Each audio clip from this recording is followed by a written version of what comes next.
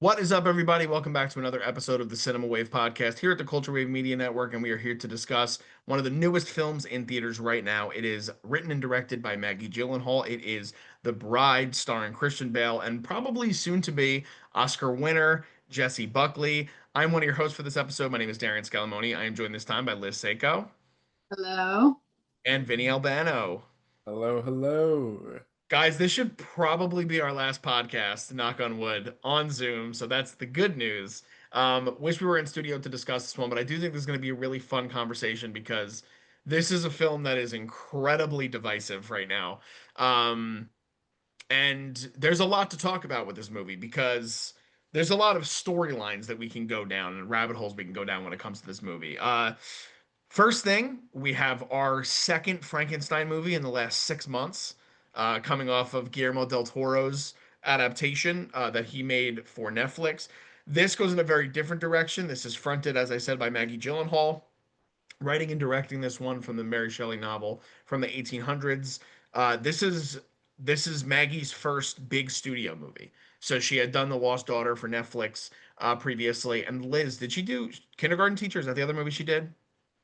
No, she just starred in that one. She just started. So Lost Daughter is the only one that she's directed, right? That debut. Okay. Prior to The Bride, Lost Daughter is a movie that I know Liz and I really appreciate. That's a movie for me, especially that as time has gone along, I've learned to really appreciate it even more. One of my favorite, probably Netflix original movies that they've made in kind of terms of dramatic kind of work.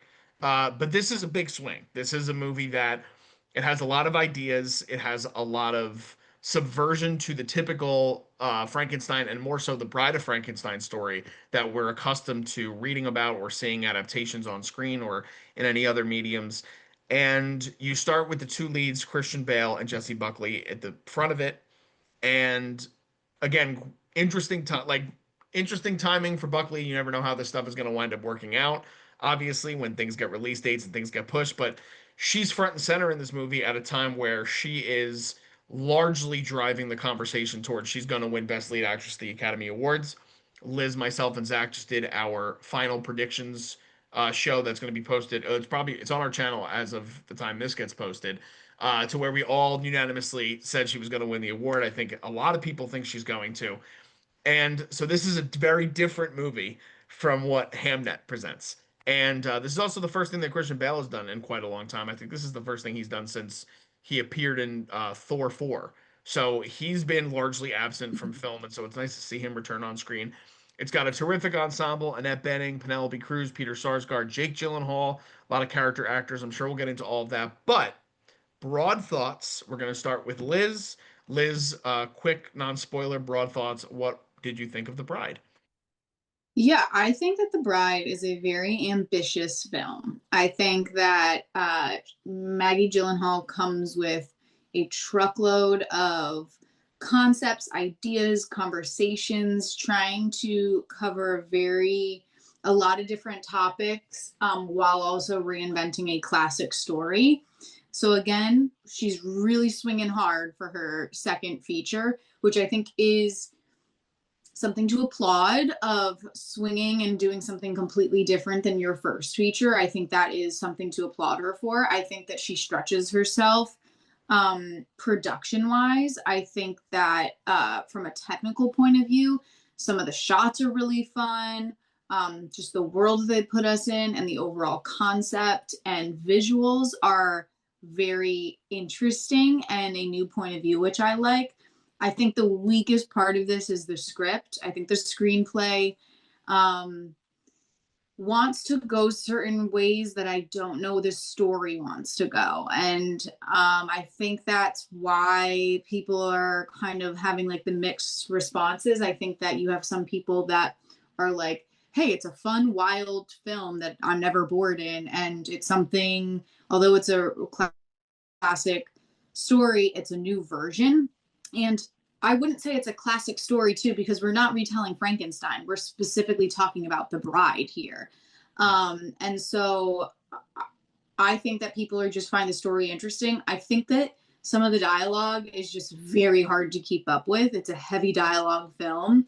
And right from the beginning, you're kind of just like thrown into this world that you're meant to like figure out. And I even had a little bit of trouble mapping everything out in my head while keeping up with the story. But I'm very excited to talk about it with you guys because I think there's a lot of good stuff here. Not great, but good stuff. Okay, Vinny, what are your broad thoughts on The Bride? So, with The Bride, I actually say a lot of the same sentiments that Liz just said.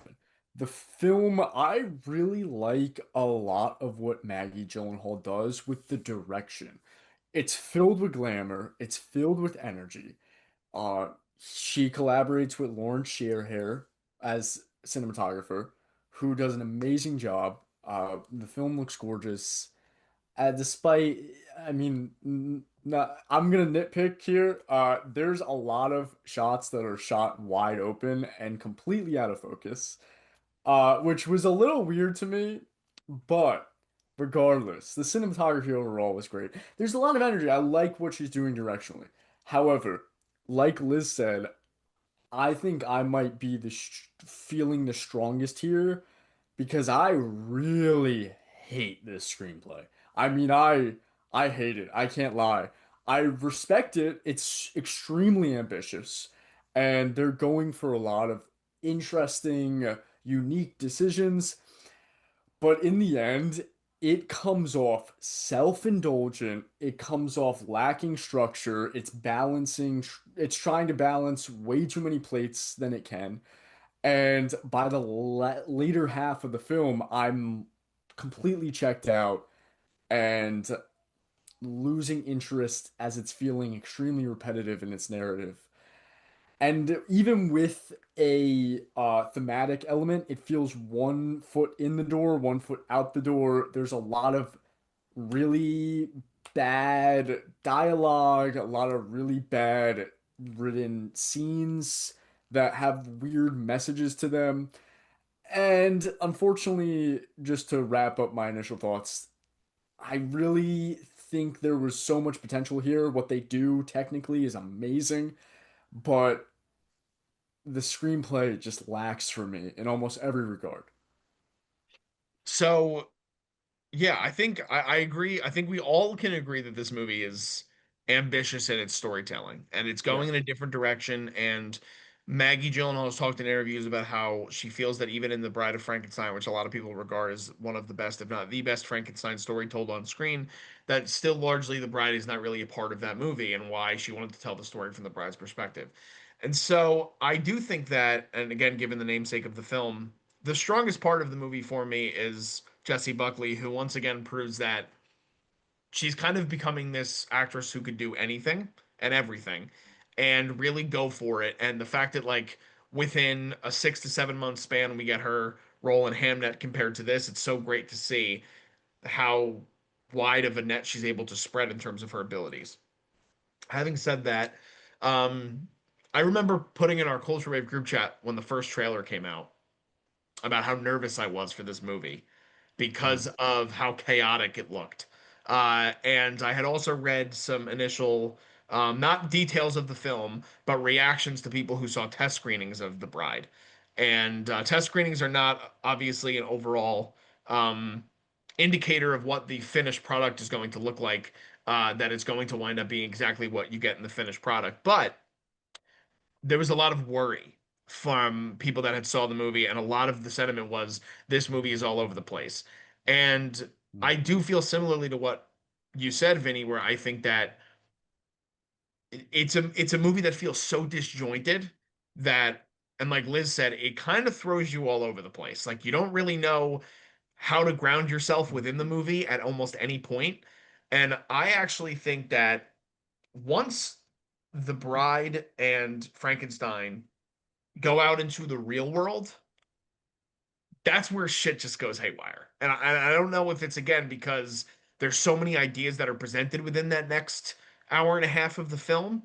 Uh, and the other thing is that I think the original cut of this movie, they probably cut about 20 minutes from it, uh, which leaves a lot of that energy of like that chaotic energy, but also making a movie that's already chaotic feel more disjointed by cutting things out where like you might need the information.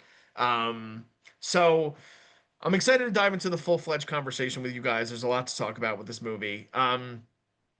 What let's talk about the script. Let's start with the script Yeah. because the story is all over the place. Again, it's a period piece. We have this very unique opening with the film where Jessie Buckley is basically in dual roles because she's playing Mary Shelley in close up with the black and white and the shadows and the lighting, the harsh lighting, where she's kind of, I don't know if it's like, again, she's the spirit that's talking through Ida until she kind of goes inside of Ida and takes over the body of Ida. Uh, I was intrigued by that, and that whole kind of opening of the movie was very different from, again, anything we've ever seen from Frankenstein or The Bride of Frankenstein. So I was intrigued with the way that the movie kind of jump started. Liz, how did you feel about the way they presented the opening of the movie that kind of thrust you into at least Ida's story and how we were going to build upon that for the whole movie? I was not a fan of the opening. I felt like I was playing catch up from the moment that they started because it was just a lot of information being thrown at you. And like, if, I mean, I've known of Mary Shelley before, so at least I was like, okay, yes, this is the writer, so that makes sense. But like, why are they both played by Jessie Buckley? Like that for me was very confusing. Like, are they supposed to be the same person and Mary sees herself in the Bride of Frankenstein? Like, are we trying to do that meta world? I think it may have been a clearer decision if Mary was played by a completely different character and then a completely different actor, because then it takes on more the form of like possession and that Mary's inside of Ida's head rather than them being the same person.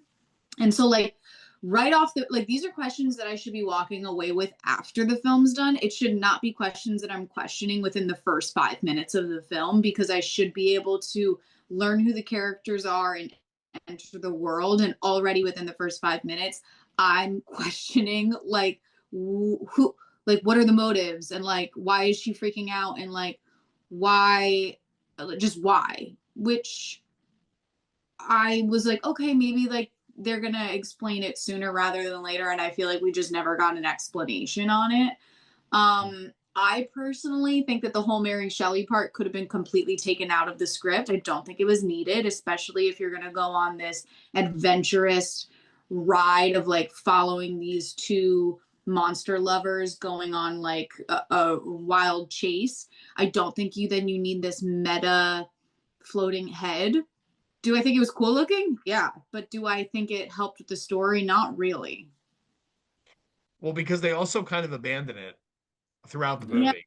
Like they return to it a few times, and then once we get to maybe that last 50 minutes of the film, they kind of abandon it altogether. Yeah. Vinny, did you have anything else on it?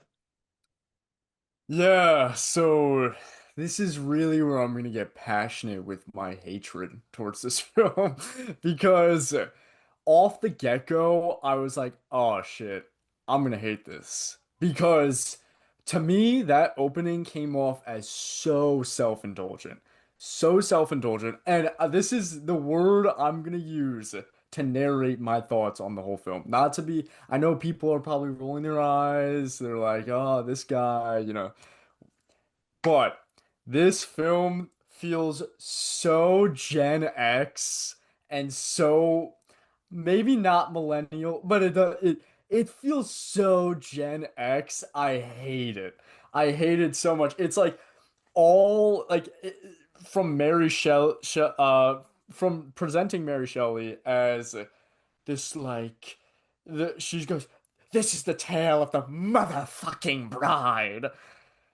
I'm like, it feels so much of the film with the Mary Shelley element as well as the bride's character is played off as just like this very, again, gonna use the word Gen X, like typical edgy rebellious girl, and they're just shoveling edge in like places that are so unnecessary. Like when she introduces the film, I genuinely cringed because it wasn't yes, it's ambitious, and I respected that for the ambition and the ballsiness of that. But the way the execution and the tone of it is so just cringe, honestly. Like I didn't find it cool. And again, stating that it's self-indulgent because they're trying to make this connection between Mary Shelley and the bride, which I appreciate, but then again, you are from the get-go establishing the author of the characters as the narrator of this story, and it just automatically took out all the stakes from the film. My immersion was already broken because I know that this is just a tale that is being written by the author of the story, and Maggie Gyllenhaal is just kind of inserting her voice into a real person who lived, who passed away, which again also feels really weird to me. Um, because she's very obviously trying to insert her own voice into a prominent figure in history and not prominent, one of the most incredible novelists to ever live. And again, self-indulgent to me. I'm not trying to come off as like a despicable hater and someone of that degree, but those were my raw thoughts. I will echo that Vinny is not a misogynist, and we're gonna make that clear throughout the entire podcast because he's not. Uh, Um, so I understand what you're saying. Liz, I want to ask you this because some of the things that I've seen online have been, and maybe again, this is what typically happens, which I hate about the industry sometimes, is that they're like, well, here's a movie that somewhat relates to what they're doing in this way, and so like let's try to say that they're trying to go for it in this fashion. So I didn't see this film, but Wuthering Heights review is up on the channel. Check it out if you guys haven't already. Liz did a review with Zach for Wuthering Heights, which was written and directed by Emerald Fennell, which is an adaptation, in quotations, in the title of the film, of her telling of what that story is, right?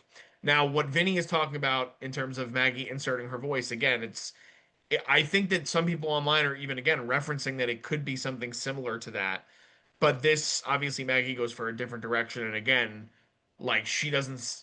There's like no similarities, I would guess, from the actual Bride of Frankenstein novel. Not that I've read it personally, but do you see that? Do you see that comparison to where people would make that comparison, or are you like that's just a lazy way to compare two female filmmakers? Yeah, I think that's just lazy. And I think that that's honestly just like the film world online wanting to low key hate on female directors and just lump them all in a world together of like, oh, they can only repurpose like original content and like original stories and like they aren't able to write their own stuff, which like isn't true. And um yes, like The Bride is inspired by Frankenstein and The Bride of Frankenstein, but I've I've never read the book either, but from what I've seen that Maggie's talked about is the film The Bride of Frankenstein. The bride, who the film is based on and named after, only says like two words in the entire film. And so that got her thinking like who is this woman and like what is the situation and what would this woman have to say if she actually came up, which I think is just very different than what Mary Shelley's talking about. And I think Wuthering Heights, I don't know, I just think to compare them is like cheap, a cheap shot. And Yeah. um, I think people are just still trying to ride that ride of like ripping on Wuthering Heights. And now, because The Bride wasn't to the par that everybody expects, I also think that I'm going to go off a little bit. I think female directors have an extremely high standard compared to male directors. I think that if they are not creating um, Hamnet over and over and over again and having it be an emotional film, that they are ripped apart and told that they're just bad. They're not able to, people aren't able to articulate exactly what they didn't like about the film. They just straight up say this is trash. Versus if it's a male director, they're able to like be like, well, he did this really well. So I think it's a little bit of hate on female directors still. Yeah, I understand that. I do think that the one thing that going back to the original part of this conversation being about the script, I think that the strongest part of her last film, The Lost Daughter, was the script. To where now here's and this is where it gets again going back to the actual theming of what this movie is about. The Lost Daughter is a very contained film. It's a very small movie. It takes place in one location, basically. I mean, where they're on an island, but it basically takes place in one location. And she's able to interweave a lot of even smaller characters within the narrative in a really great way, to where they all interact with each other and they all have their purposes served.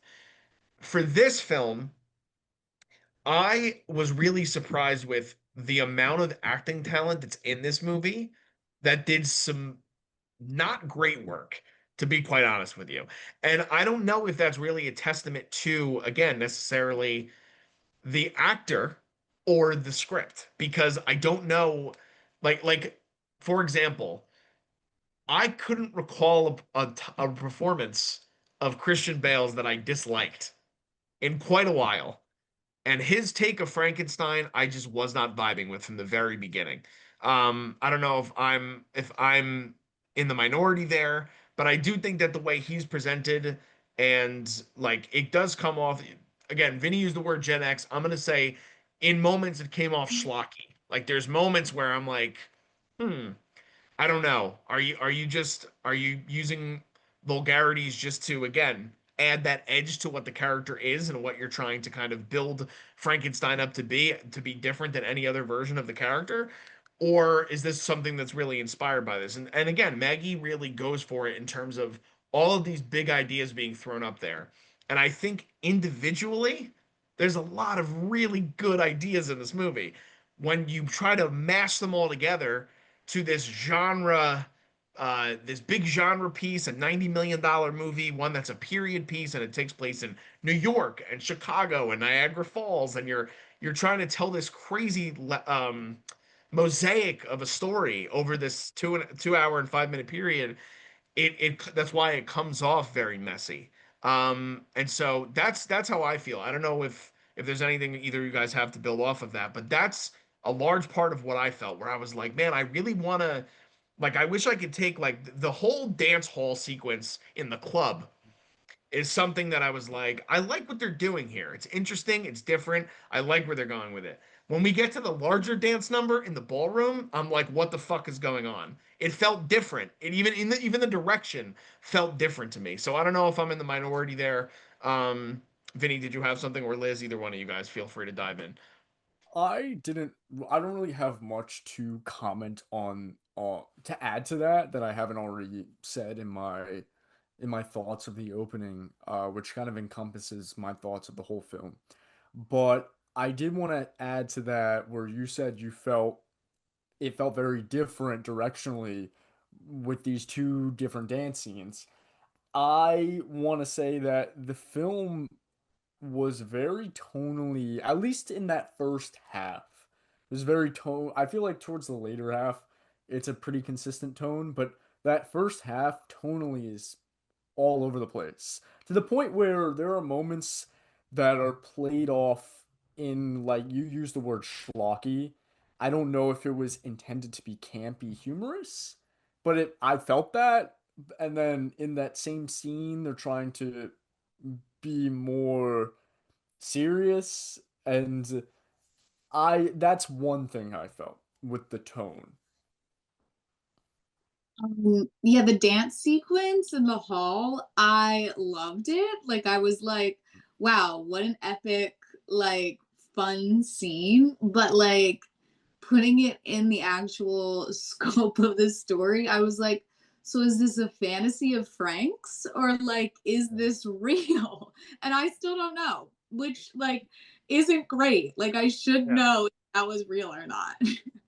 Yeah, no, I mean like the movie almost it almost feels like a bad trip. Like A little, kind of. a Like little. there's and so I want to go back to this. This is something that like so Vinny talked about how within the first like 5-10 minutes of the movie he's like, oh no, like this is the ride we're gonna go on.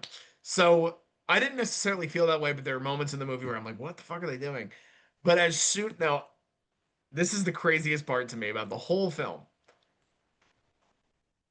I feel like, again, yes, tonally they're all over the place. It doesn't really know, like, I don't know what it's setting the audience up for. I don't know if you're supposed to be in horror of these characters. I don't know if you're supposed to be laughing at these characters. I don't know if you're supposed to be, again, like, it almost, like, there's certain moments where it feels like Bonnie and Clyde and Natural Born Killers, and then there's other moments where it feels like Saturday morning cartoons, where it's like, that's a big fucking scope, man. Like, that's a lot to try to ask of your viewer.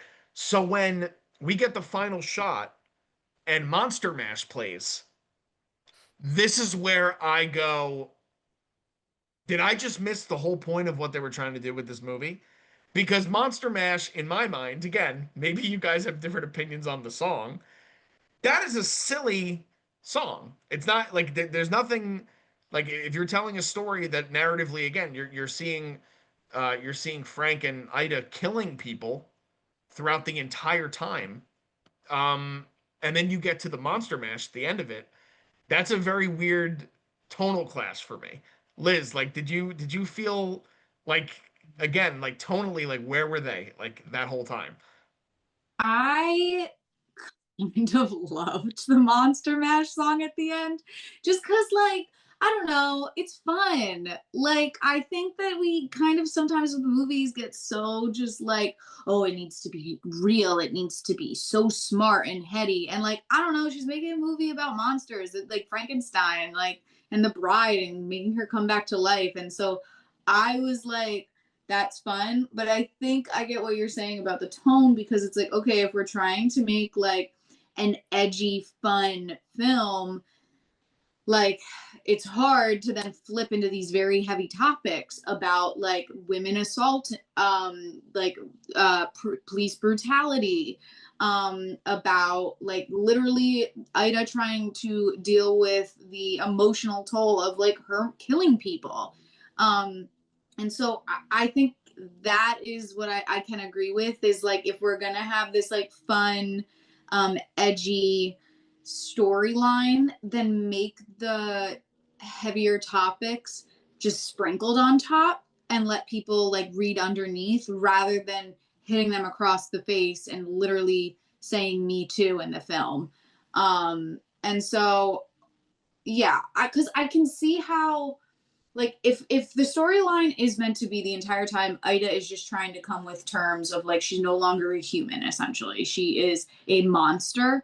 And if the story and the arc is about her eventually accepting that, then hell yeah, I love Monster Mash at the end because it's her like coming to accept that she's just a monster and like she's not a human anymore and she now gets to go live life and do whatever she wants because there's no weight to it.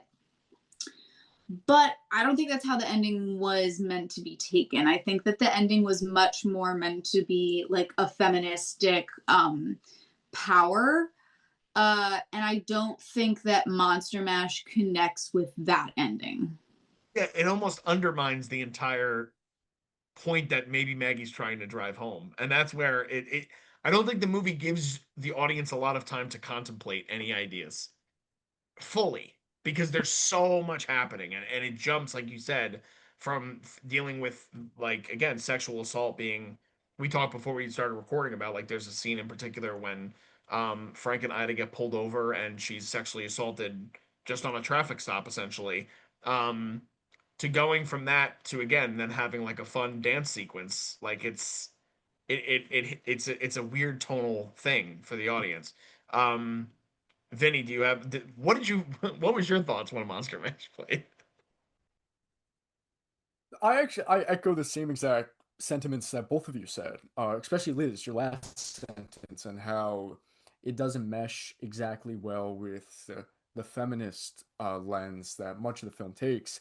That's where I, I saw the ending of the film where it and like you mentioned, like the dance scenes, which I don't have too much of a problem with. Funny enough, I don't really have too much of a problem with those dance scenes compared to some other scenes, but for me, it's just that, like you said, it undermines the message where are we you have these really heavy messages, but are I can't put it into words honestly, actually. It's I think it undermines those heavy-handed messages because here's the thing, the basis of the film, and Maggie has said this in interviews, and what I immediately was communicated to when the film opens and all of this is that obviously we're set in the 1936 where women did not have as much autonomy as they do now, and we are digging up a murdered woman who was obviously like an escort for the mob and was abused by all these men, and we're digging her up, and we're just, Frank and the doctor are claiming her of like, okay, this woman is your bride now, right? So that poses the ethical question of like, holy shit, this concept, this story really is a story of tragedy, and it is a it's this is terrible. Like the situation that we're in is terrible. Like this should not be the case. Like she didn't ask to be revived. And I thought the whole film was going to be like that. And that's where the film had so much potential of like that's an amazing twist on a classic tale. But then you have like the monster mash where all of a sudden it's like that whole perspective is thrown out the window. We're 1 foot in the door, 1 foot out the door on that perspective. And even these other moments where it and I'm gonna get into it because the whole revolution I have a big problem with, even through a feminist lens. And I'm a cis white guy. People are gonna be like, oh man, shut the fuck up. But I do think that there's a lot of problem there. And that's where I'll leave it with that. Well, I'll speak about that. I agree, actually. I don't think we needed to see the revolution happening.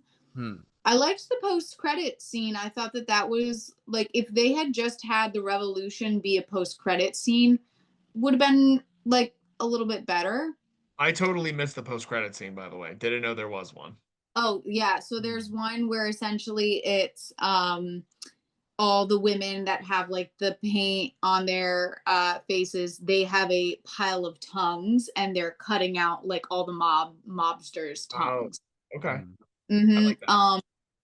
I like that ending, but Hmm. I don't know why. For me, the revolution just felt very modern and it didn't feel like it was in that era anymore. And then I was like, so are we not in a period piece and we actually are like taking on like a not a specific timeline because like truly women weren't really doing revolutionary stuff at that point that loudly.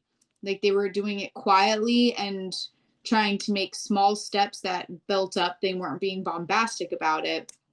So I also don't know if it helped like the story at all. I was definitely fun and inspiring to see like, oh hell, like yes, like go women, but I don't know if it actually helped the storyline or if it was just something to like add.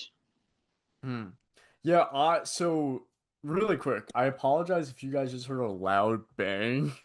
My I my laptop cover just fell off and like cracked. But anywho, Oh no. um, to add to that, here's my thoughts on the revolution because I'm a little on the contrary to you, Liz, where I don't have any problem with it being loud, with it being, that. mm-hmm. My problem is the voice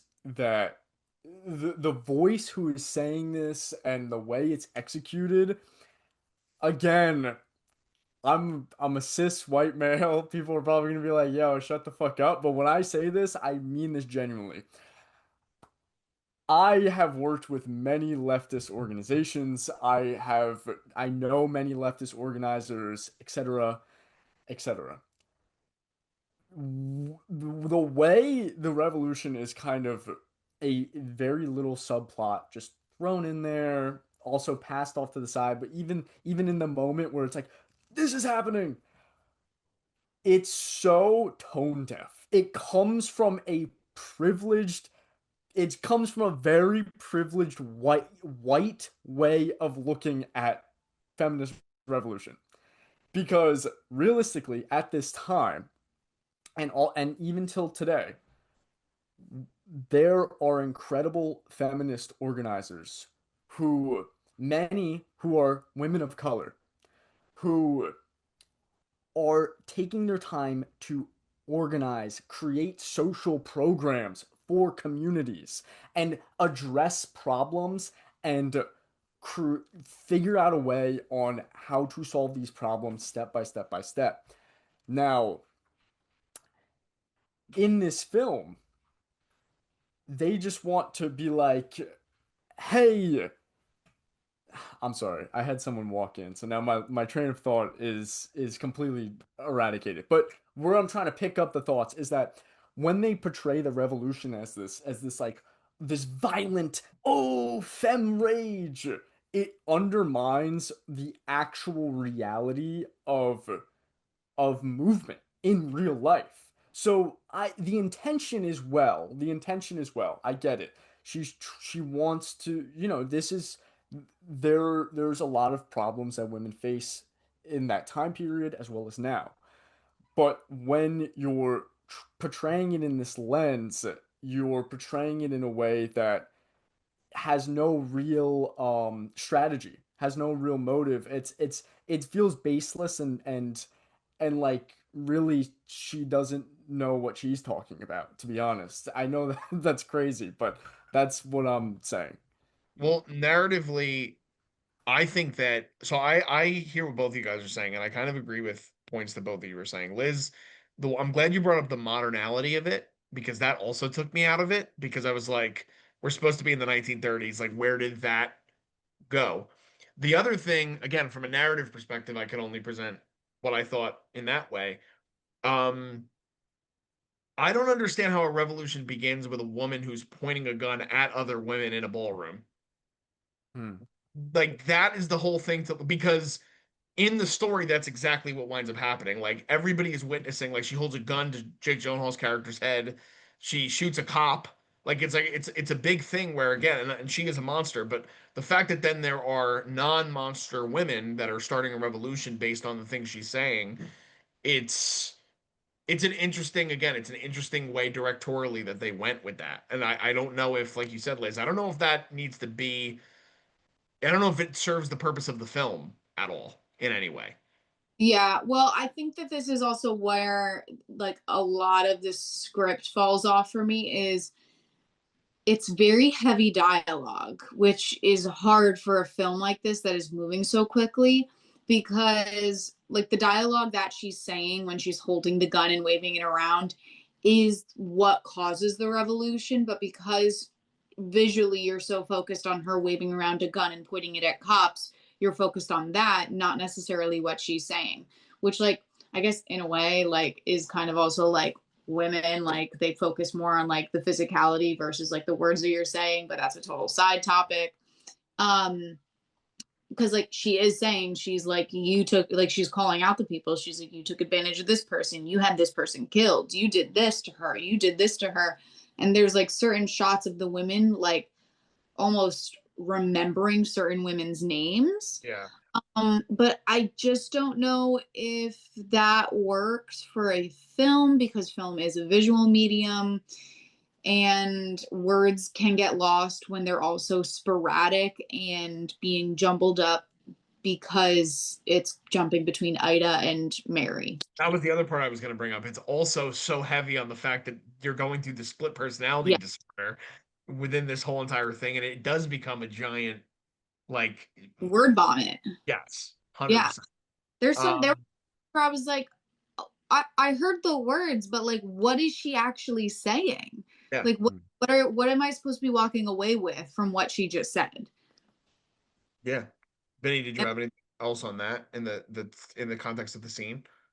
Yeah, there's a lot of she has like the you guys mentioned the split persona. So you have like a lot of this whipping back and forth type of dialogue within the same character. I think that honestly the sound mixing I missed a lot of the dialogue because the sound mixing was not mixed well. A lot of the dialogue is just like, oh, what'd she say? Or what'd he say? All right.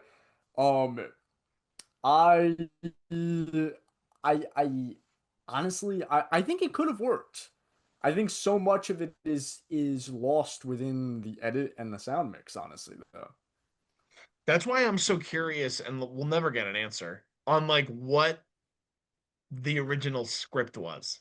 Like, what was this as a whole story? Because I do think that, again, like, there's so much in this movie, man. We haven't even touched on the fact that, like, the last 30 minutes is basically Bonnie and Clyde. Like, Yeah. basically, is what that is. Um, the detective plot, like, Yeah. what was that? What was the purpose of it? I mean, that's Maggie's husband. What you doing, baby? Like, I love Peter Sarsgaard, but like, I don't even know what that was.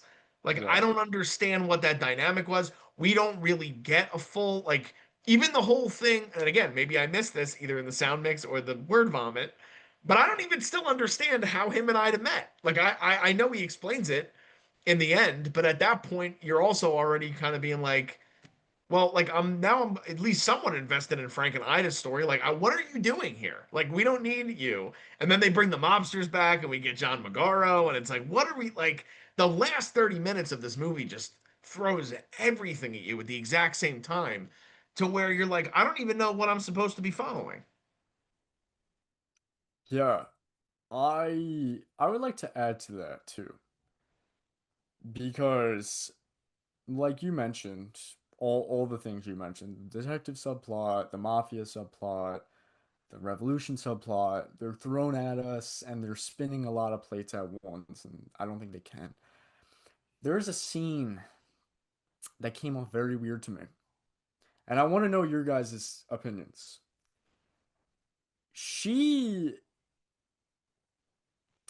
now Frank is not Frank is not a good man ethically, right, in this film. Like I said, the film is established on a basis that he broke an ethical boundary, bringing this woman to life and saying, "Okay, you're my bride." And then on top of that, he lies to her. But there's also a scene where she sexually assaults him. He does not say anything. He doesn't consent. She just proceeds as willing, you know. And then when he's like, "Hey, no, no, no, no, I don't want this," she says the line of dialogue, quote, "Jesus, I was just trying to be friendly." And to be honest, that's where I lost all sympathy for her character. Because I don't I don't sympathize for that at all. Like that in my eyes, that is sexual assault, even despite Frank not being the most ethical person, even within a vacuum. Is it Yeah, I'm curious your guys' opinion on that because that's another scene where it was just brushed to the side and it felt very weird to me. And I lost all sympathy for her character from that point forward. So, yeah. I think it's I didn't go that route. I could see how you could. I didn't go that way because I think that it's one, he has told her that they're engaged. So like Hmm. in her mind, she's like, "Oh, we're in a relationship. Like I want to have sex because there's nothing else to do. So like let's have sex." I Hmm. think also if we're coming at it from she was actually like a prostitute, and at that time I'm sure women that were prostitutes, that was how they made friends, Hmm. and they were like, "Yeah, I'll just do whatever you want, we're just being friendly, like this is part of the job and this is what I do and it's no big deal." um but can I see how you see it that way? Absolutely. I do think that we're not supposed to have the most empathy for her at times, too. I think that she's supposed to be almost flipping between like the antagonist and the protagonist at all times, almost between like Ida and Mary. It's almost like Mary's the antagonist, like stirring all this up. But I could see how you feel that way. I didn't come at it from that lens. Yeah, and that's actually very true. I that's something I did miss. So thank you for pointing that out. Because I completely, in regard to that scene, I might have let my emotions kind of cloud my judgment a little bit because I did forget she was an escort, despite claiming, talking about that earlier. Which does add a layer of subtext that I think is pretty neat now that you bring it up. Yeah, we don't get a lot because we don't get a lot of that story. We don't know really much about Ida except that she doesn't like oysters. That's what we know. Yeah. That's clear as day. But like that opening sequence, like you can tell she's a sexual being because she's kind of hooking up with other women at the table. She's hooking up with other men at the table.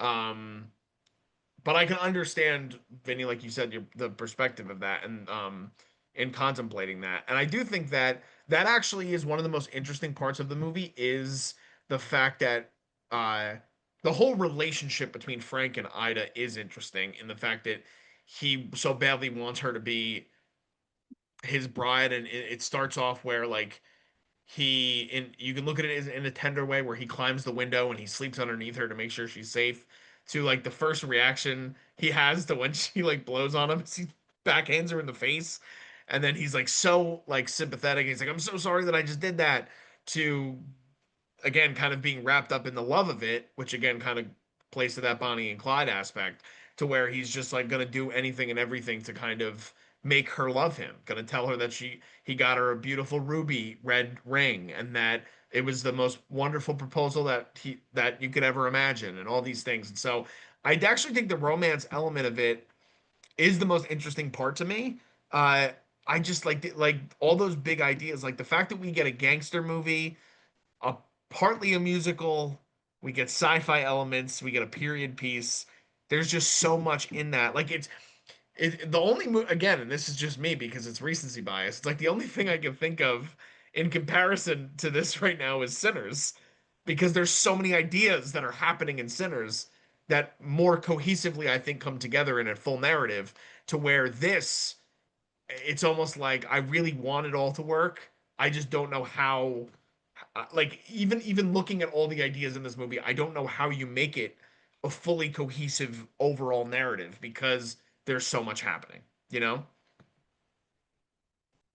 One thing I want to say, because I just want to touch on the detective part.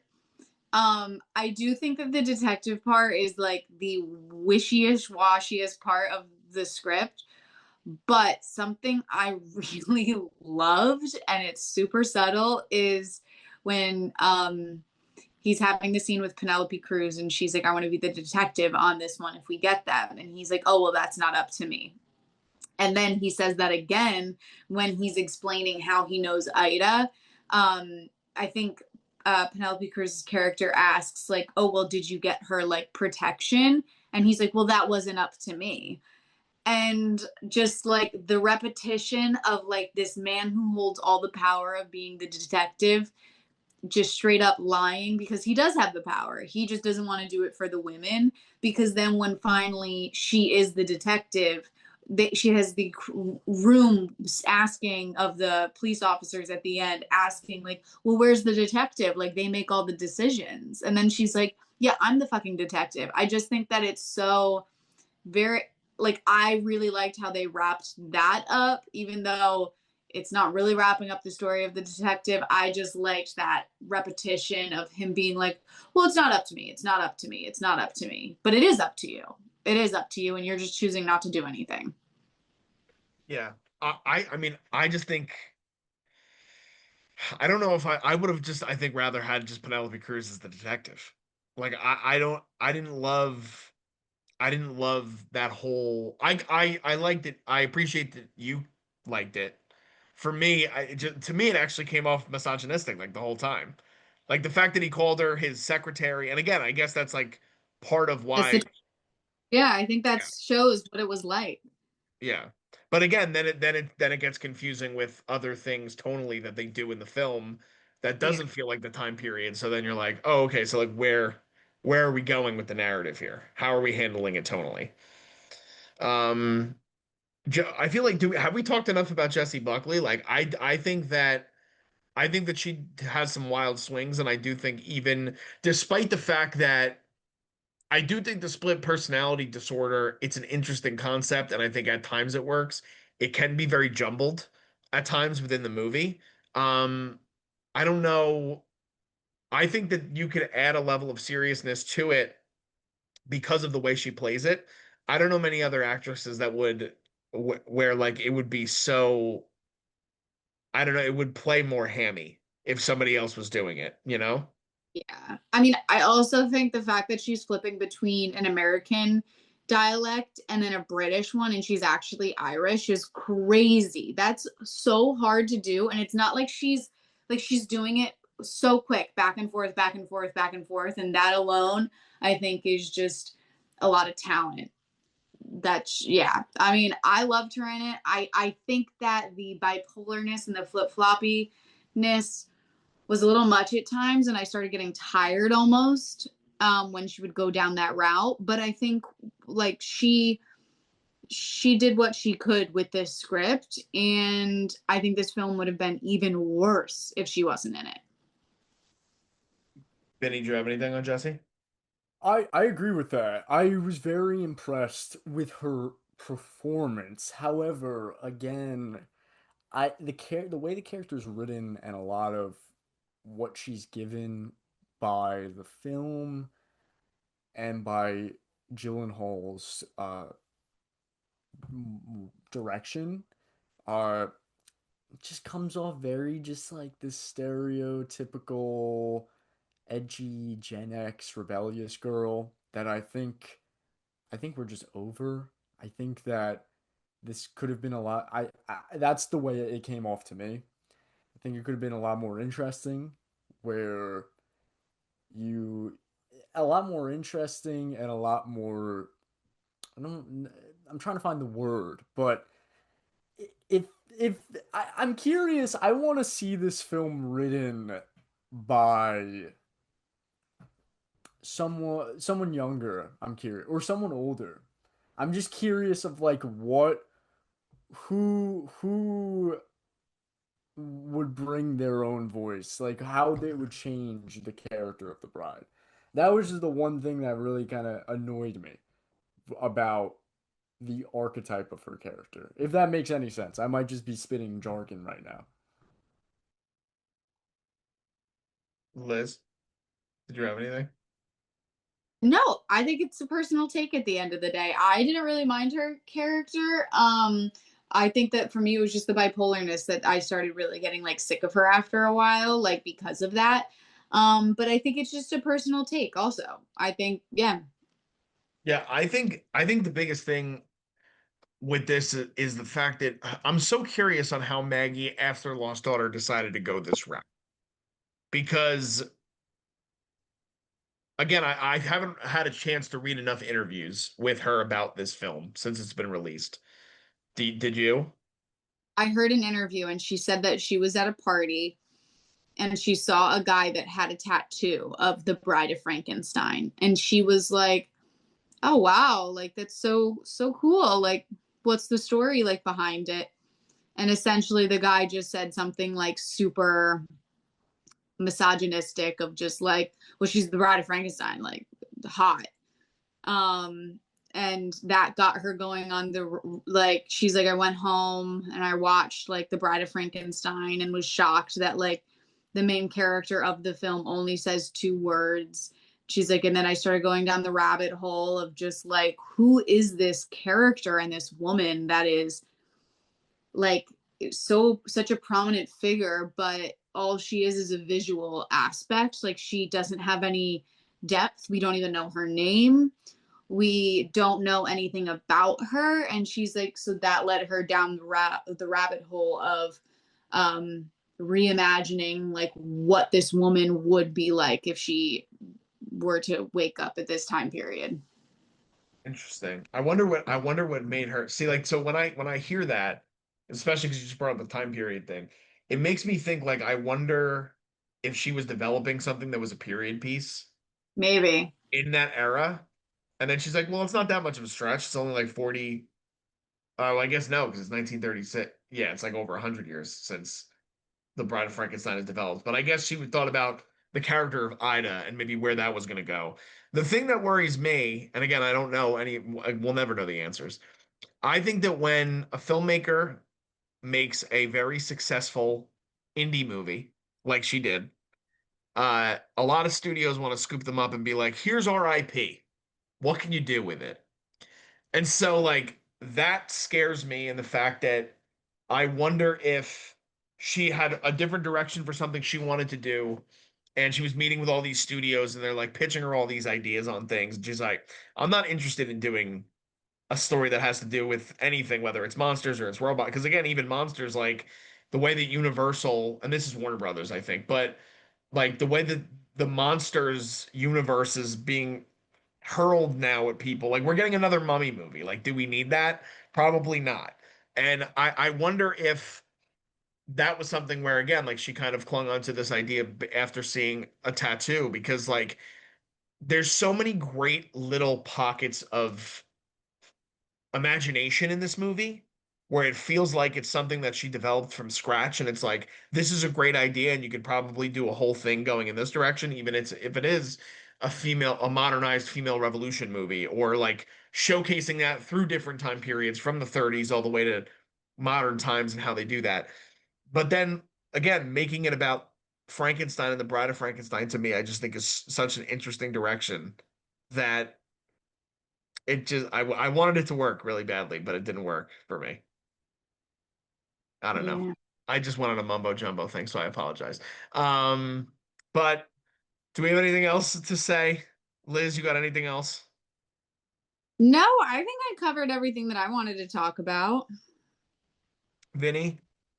Um, I just one thing. This might come off as a nitpick. But I like to call this the Laz Berman effect because I something I really despise about him as a director is the way he's trying to mix like modernity within period pieces. You know, his big party scenes in The Great Gatsby and Elvis and whatever. I don't understand why the party scene here is a literal EDM rave with EDM music. I hate this trend. Can we please stop this trend where like they're bringing in EDM music and like modern party stuff to like a period pieces? I I hate when Baz Luhrmann does it. I did not like it here. Um yeah, I just that was one thing I wanted to point out. I get it. Because I hate The Great Gatsby as a movie for that exact point. And I didn't really realize it until you really the EDM music gets louder. And even the way the dialogue is between the Frank and the waiter, like I was like, are we in 1936 or are we in 2025? Because it's an awkward scene. So I totally get that, and I do agree. I do hope that that trend changes because I'm not a huge fan of it either. So I agree, Vinny, but I feel like at this point it's probably time to go to scores. And then passion conversation nonetheless. A lot to talk about with this movie. Um, it has not done well financially, which is sad.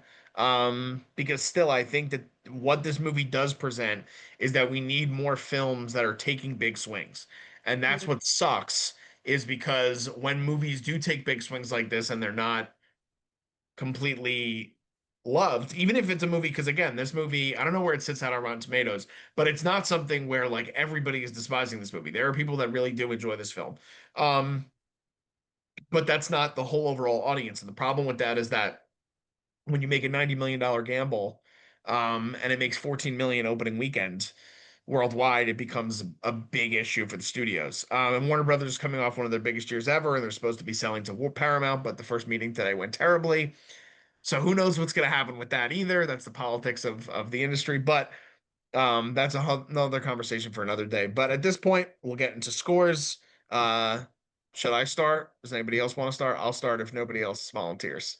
Go for it. All right.